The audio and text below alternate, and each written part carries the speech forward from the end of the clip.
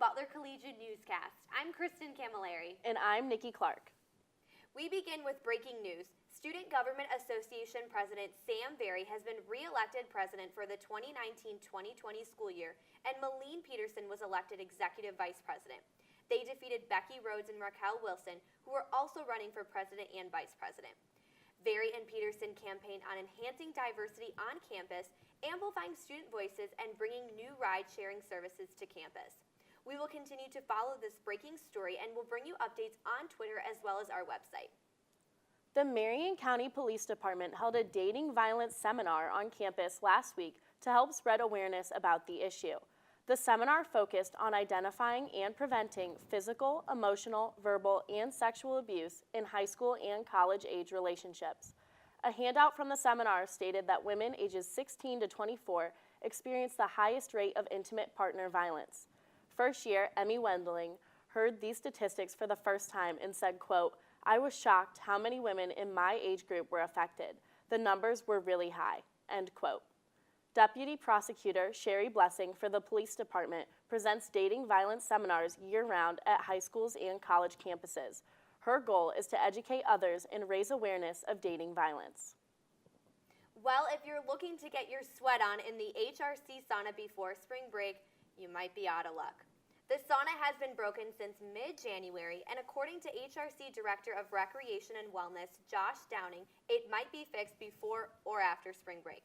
Downing said that the sauna was broke due to user misuse, with water being poured into the electrical heating unit instead of onto the rocks. Downing said that the part was ordered 3 weeks ago and should be up and running soon. Bus stations throughout Indianapolis are undergoing construction to begin building the infrastructure for the new Red Line bus route.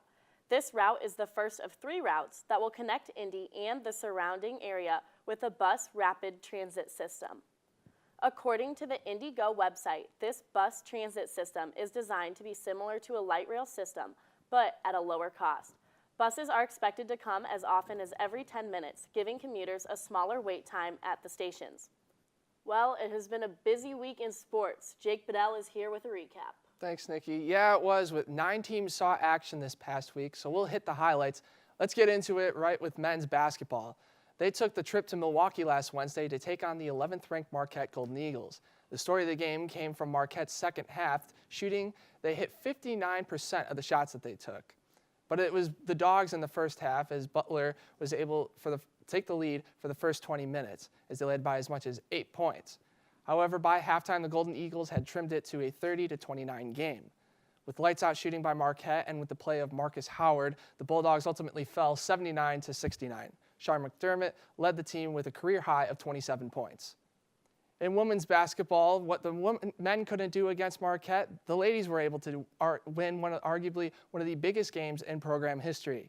The Dogs' hopes of reaching the NCAA tournament at season's end could be fueled with a win over the number 11 team in the country, as they got the job done last Friday. The game was pretty much even throughout the first half. The play of Tori Schickel and Kristen Spoiler allowed Butler to hang with Marquette's 3-point shooting game.